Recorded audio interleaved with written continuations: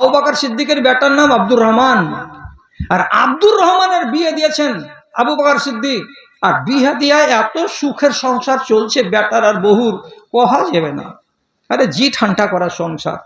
হঠাৎ 1 মাস পরে আবু বকর সিদ্দিক আব্দুর রহমানকে ডেকে বলছে, বেটারে।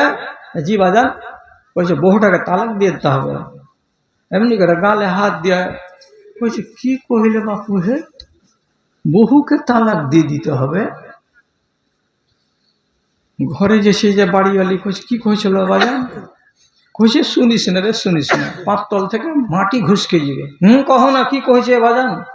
কইছে বহুটাকে তালাক দিয়ে দাও। বহু তো একবারে রাগে এমন খুন হয়েছে, কিন্তু চালা করে দেখ এটা কে? আবু বকর। তোর গোষ্ঠীর চামড়া তুলে দিবে। বহু ঘরের ভিতরে লুকিয়ে লুকিয়ে কইছে, তুমি কি করবে কইছো?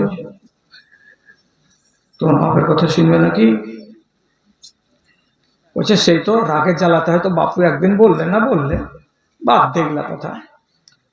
কালকের দিন বাদ দিয়ে পরশু দিন জিজ্ঞেস করে বলছেন আবু বকর বেটাকে, বেটা বহুটাকে তালাক দাওনি?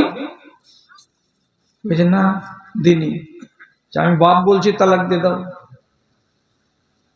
এবার কি করবে? ঘরে যে স্ত্রীটাকে বলছে, আমি তোমার স্বামী, আমার বাপের আদেশে তোমাকে তালাক দিলাম। তুমি যদি এখানে ইদ্যত কাটাবে তো কাটাও, আর যদি ইদ্যত এখানে না কাটাবে তো বাপের বাড়ি যাও। তালাক দিয়ে দিলেন কে? আব্দুর রহমান।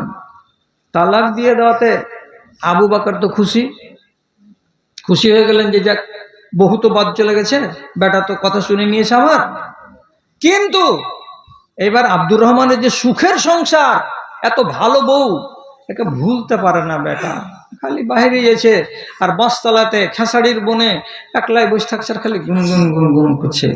মানুষের যদি দুঃখ বেড়ে যায়, চিন্তা বেড়ে যায়, তো একলাই একলাই বসে থাকে আর একলাই একলাই গুনগুন করে।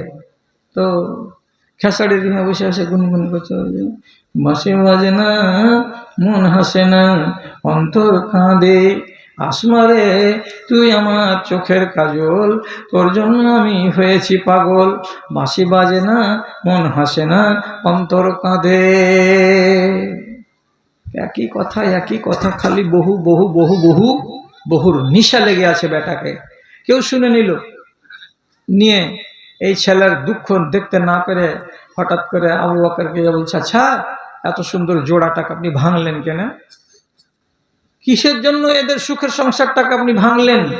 ছেলেটাকে খেপা না বউটা পাগলি? কেন ভাঙলেন এরকম সুখের সংসারটাকে?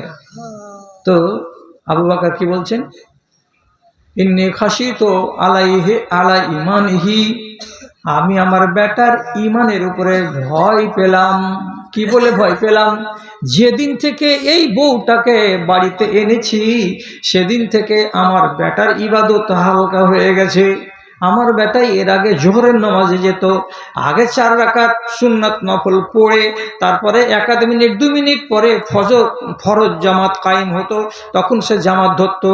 এখন ওই ছেলেটা বউ হবার পরে কি হয়েছে, দৌড়ে দৌড়ে গিয়ে জামাত ধরছে। আগে সুন্নাত পড়ার টাইম পায় না। যদি ফজরের বেলায় নামাজ পড়া হয়ে যাচ্ছে, অনেক লোকেরা বসে বসে তসবিহ করছে, আমার বেটাটাও আগে বসে বসে তসবিহ করতো। এখন যখন থেকে বিয়ে দিয়েছি তখন থেকে আমার বেটা মসজিদে টিকে না, একদম তাড়াম করে যাচ্ছে আর তাড়াম করে চলে আসছে। মনে হচ্ছে সব সময় বউ আর দিলে লাগা আছে। দিনের বেলায় যদি দেখছি ঘরের সড়কি ফেলে দিয়ে আমার বেটা ফুসুর ফুসুর ফুসুর ফুসুর করছে, আর কোনো ধান্দা পানি নাই। এর মানে হলো কি, এই বউটা আসার পর থেকে আমার বেটার ইবাদত কমে গেছে, তার ঈমান বাটা পড়ে গেছে, ঈমানটা কমেনি। তাহলে যেই মেয়ে ছেলেটি আমার বেটার ঈমানকে কমিয়ে দেবে, এমন মেয়ে ছেলেটি আমার বাড়ির জন্য ফিতনা, আমার বেটার জন্য হলো ফিতনা। এর ঈমান যেন নষ্ট না হয়ে যায়। আর একদিন এই মেয়েটির চক্করে পড়ে আমার বেটা যদি নামাজ ত্যাগকারী হয়ে যায়, তাহলে তো সে বরবাদ হয়ে যাবে। এই জন্য আমি সাবধান হয়ে গেছিলাম আর গিয়ে আমার বেটাকে বলেছিলাম, একে তালাক দিয়ে দাও, নাহলে তোমার ঈমান নষ্ট হয়ে যেতে পারে। একাধগুলো ছেলে থাকে না বহু কামড়া তো সবাই, কিন্তু যেটা ভাষাতে যেটা মানুষ বলে বহু কামড়া মানে কি, ওই সব সময় খালি বাড়িওয়ালির গোড়ায় গোড়ে ওর পাখনার তলে তলে ওর আসলের তলে তলে তলে তলে ঘোরা। এটা ঘুরবে কেন? কথায় কথায় যেখানে সেখানে উঠতে আর বসছে খালি বহু বহু বহু বহু। বহু তো আছে নিজের জায়গাতে। তালাক যখন হয়ে গেল, তার কিছুদিন পরে যখন আব্দুর রহমানের অনবরত কান্না চলতে লাগলো, শেষে হযরত উমর ফারুকের মতো লোক গিয়ে সুপারিশ করলেন যে বহুটাকে বাদ দিয়েন না, এটা ঠিক হয়নি, ছেলেটা কাঁদছে, মনমরা হয়ে গেছে, ছেলে যদি শুধরেবার থাকে তো শুধরে যাবে, আপনি ছেলেটাকে বহুটা এনে দিয়ে দেন। তখন কিছুদিন পর আবার আবু বকর সিদ্দিক বেটাকে বলছেন, বেটা টাইম আসে, বহুকে তালাক দেওয়ার পরে তোমার এখন 3 মাস গত হয়নি, তোমার ওই স্ত্রীটাকে তুমি ফেরত করে নাও, এক রাজাত বলে আরবিতে, তো যাও ঘুরিয়ে নিয়ে চলে এসো। আর যেমনি শুনলেন ঘুরিয়ে নিয়ে চলে এসো, ওর সাথে সাথে যে জোহরের টাইম বাড়িওয়ালিকে যা বলছে, আব্বা ঘুরিয়ে নিতে বলেছে, চলো বাড়ি চলো। বউ তো ঘুরে চলে এলো, কিন্তু বেটা একদম টাররা হয়ে গেল। সাবধান, কি বলে, দিনের বেলায় এত বেশি মাখামাখি নয়, আর ইবাদতের বেলায় কোনো ঢিল ঢাল নয়।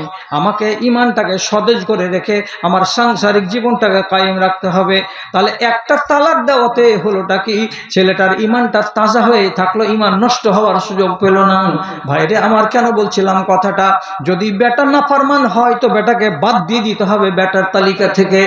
আর বেটা যদি ফার্মাবারদার হয় তাহলে জীবনে তাকে বাদ দিতে হবে না, তাকে নিজের ছেলের মতো করে রাখতে হবে।